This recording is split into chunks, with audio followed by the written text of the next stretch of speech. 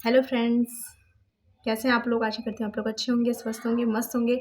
आप लोग का फिर से वेलकम है मेरे चैनल रोली वर्मा 07 में। फ्रेंड्स, जैसे कि आप सब जानते हैं कि महाशिवरात्रि का जो पर्व है आज ख़त्म हो जाएगा। आज था महाशिवरात्रि। ऐसे बहुत से भक्तजन थे जो व्रत थे, शिव जी को जल चढ़ाया, पूजा पाठ की, खूब मन लगाकर ध्यान दिया। तो आज हम इसी टॉपिक पर बात करेंगे, महाशिवरात्रि व्रत कथा के बारे में बात करेंगे।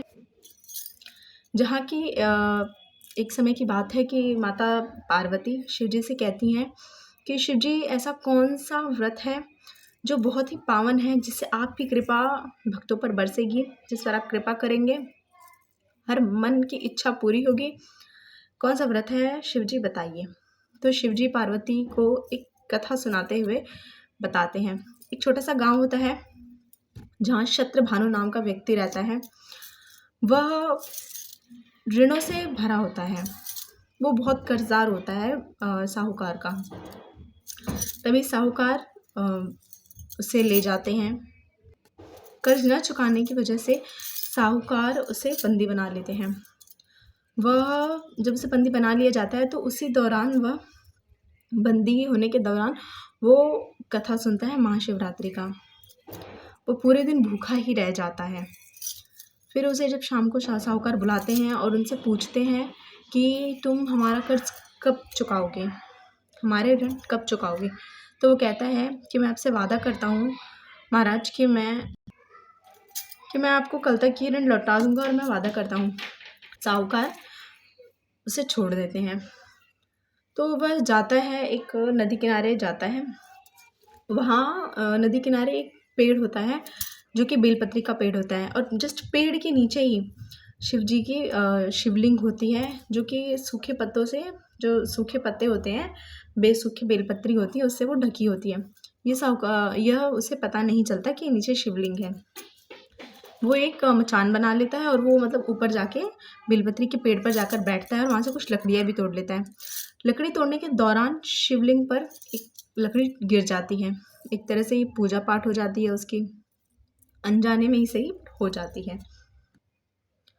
फ्रेंड्स, तभी कुछ देर बाद जब वो शिकार करने के लिए अपनी जो तीर होता है, जब वो तीर उठाता है मारने के लिए, तो जो उसके पास पानी होता है पीने के लिए, वो अपने साथ पानी भी रखता है पीने के लिए। वो पानी में से थोड़े से जल की बूंदें और बेलपत्री पेड़ से टूटकर गिर जाती है।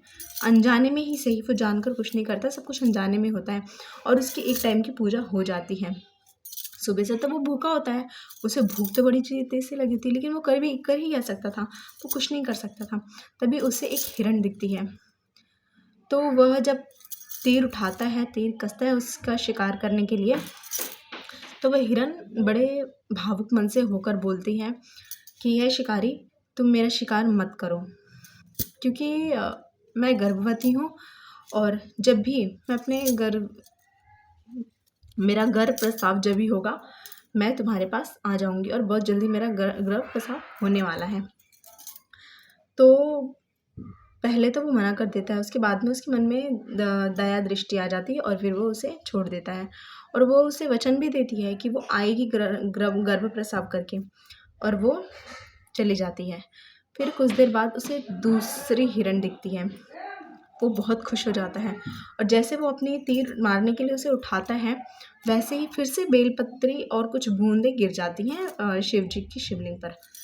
वो प्रसन्न तो बहुत होता है, लेकिन उसी वक्त जो हिरनी होती है, वो हिरनी कहती है कि मैं यहाँ अपने स्वामी, अपने प्रिय को ढूंढने आई हूँ, और मैं उनसे मिलकर मैं आ जाऊँगी तो मेरा शिकार कर लेना।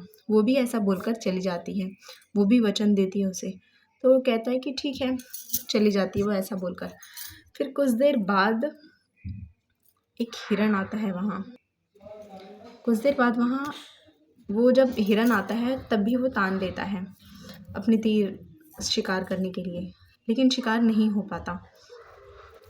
वो भी वचन देता है कि अभी तक यहाँ जितनी भी हिरण आई थी, अगर आपने उन लोगों को मार दिया है, उनका शिकार कर लिया है, तो आप मेरा शिकार कर लीजिए, मुझे कोई दुख नहीं होगा उनसे बिछड़ने का। लेकिन अगर उन लोगों ने आपको वचन दिया है, तो मेरा भी वचन लीजिए, मैं उन लोगों से मिलकर आपको अपने हवाले कर दूंगा, आप मेरा शिकार कर लेना। तभी वो ये बात सोचता है कि मैंने किसी का शिकार नहीं किया, सब मुझे वचन देकर चले गए कि सब आ जाएंगे थोड़ी देर बाद।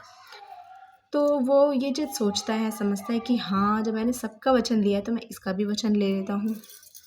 तभी वो वचन देता है कि मैं अपने परिवार से मिलकर आ जाऊँगा। वो चला जाता है। फिर चौथी बार फिर एक हिरनी आती है एक छोटे से बच्चे को लेकर। तभी वो तीर उठा लेता है, तीर मारने के लिए, शिकार करने के लिए।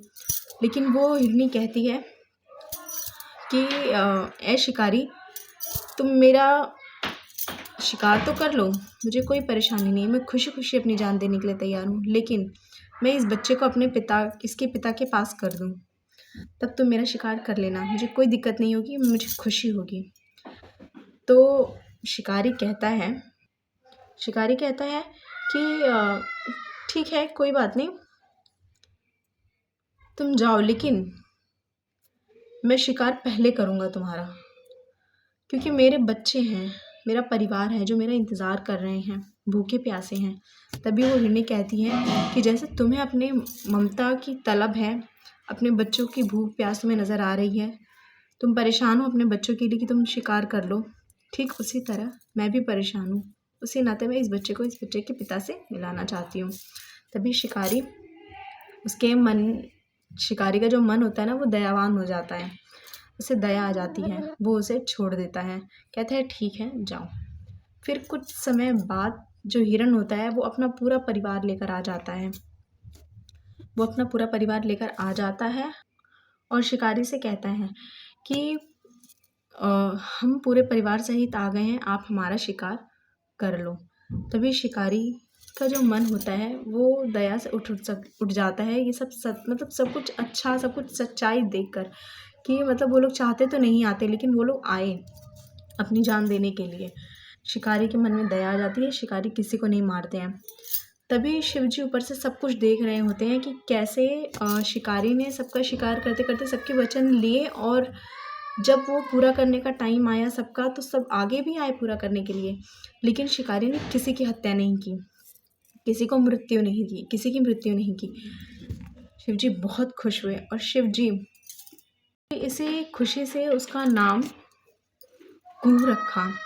गू, ये वही गू है जो राम जी के सखा बने, जो उनके मित्र बने। दोस्तों, ये रही शिवरात्रि की कहानी। अगर आपको कहानी अच्छी लगी हो तो प्लीज़ इस चैनल को सब्सक्राइब कर लेना, वीडियो को लाइक करना और ज़्यादा से ज़्यादा शेयर करना। जय महाकालेश्वर।